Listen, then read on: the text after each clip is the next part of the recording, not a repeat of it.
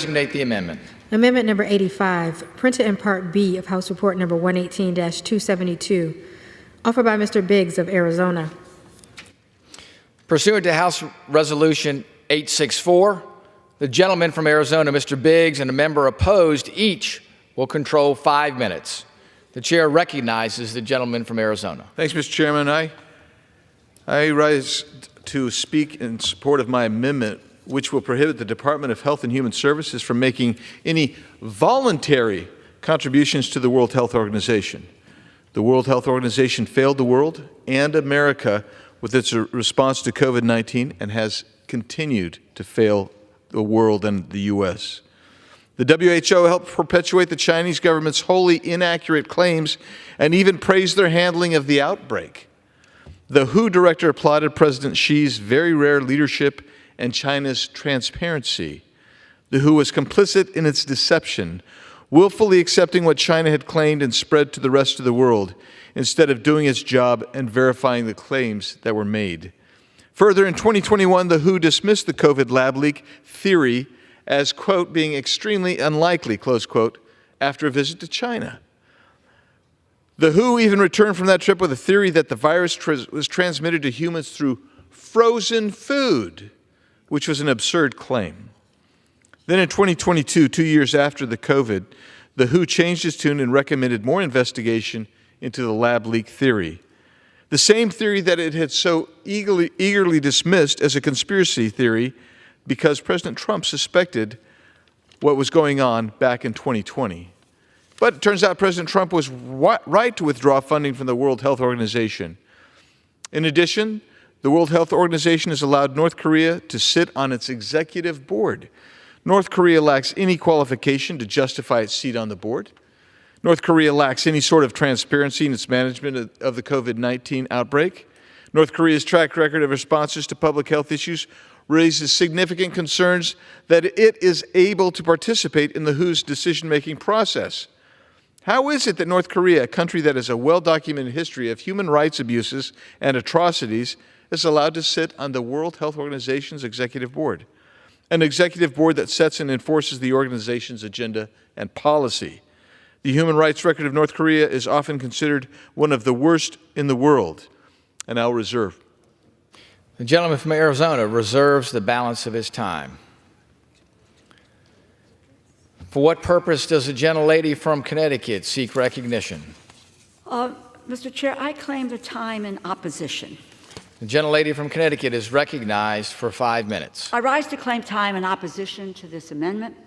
The amendment would prohibit HHS, Health and Human Services, from making any voluntary contributions to the World Health Organization, including contributions from the Centers for Disease Control and Prevention and the Administration for Strategic Preparedness and Response.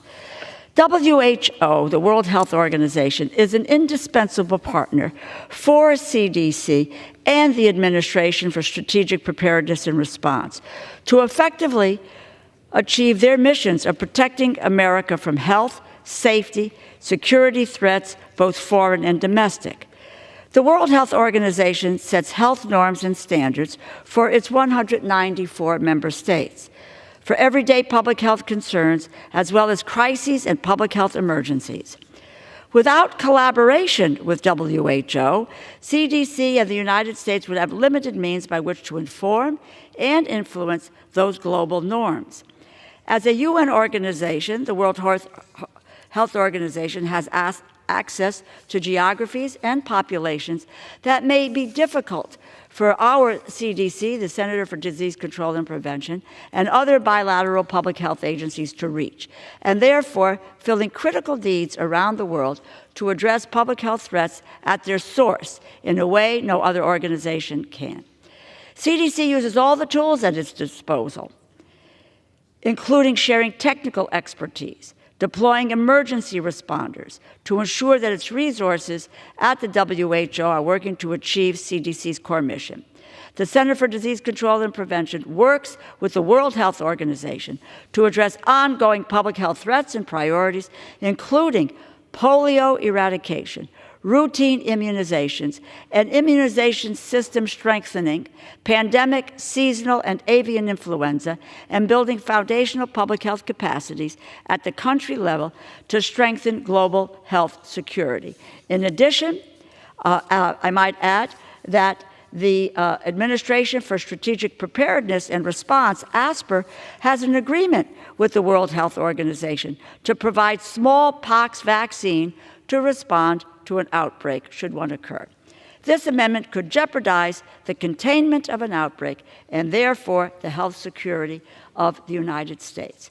This amendment is unnecessary, and it would open the door for other countries to replace our seat at the table. If we are not at the table, then China will claim our place. Congress must not tolerate any effort to stymie American leadership on global health. I urge my colleagues to oppose the amendment, and I reserve the balance of my time. The gentlelady from Connecticut reserves the balance of her time. The gentleman from Arizona is recognized. Thank you. I've been talking about North Korea.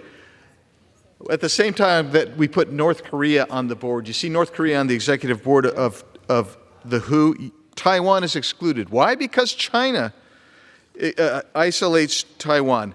And if you're concerned about China and taking our place in WHO, China already has incredible resources and influence over Director Tedros. That's what's going on. But let's talk about this, because I think that what we just heard was a conflation. All the things, all the good things that the WHO's doing this and that.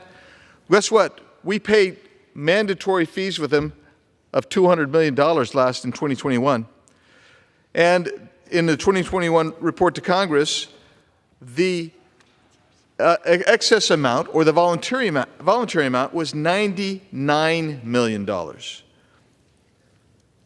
Since the despicable attack on Israel by Hamas, the World Health Organization and its subsidiary in Gaza have spent weeks using their platform to advocate for an immediate ceasefire, a position that has been the rallying cry for the Hamas-sympathizing political left right here in the United States.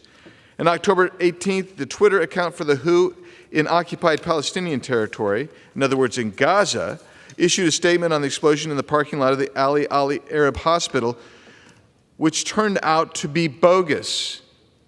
That's what we're saying. We'll keep paying. We'll keep paying our mandatory amount. We're not going to give up our seat, but we're not going to pay a $99 million voluntary amount. Reserve. The gentleman reserves. The gentleman from Connecticut is recognized. I continue to oppose the amendment, and I yield back the balance of my time. The gentlewoman yields back. Gentleman from Arizona. I remind everyone that this is only the voluntary amount that we give above our membership allotment to the World Health Organization. We should all be in support of this. Yield back the balance. The question is on the amendment offered by the gentleman from Arizona. Those in favor say aye. Those opposed say no. In the opinion of the chair, the ayes have it. The amendment is agreed to. It is now in order to consider amendment number 86, printed in Part B of House Report 118-272,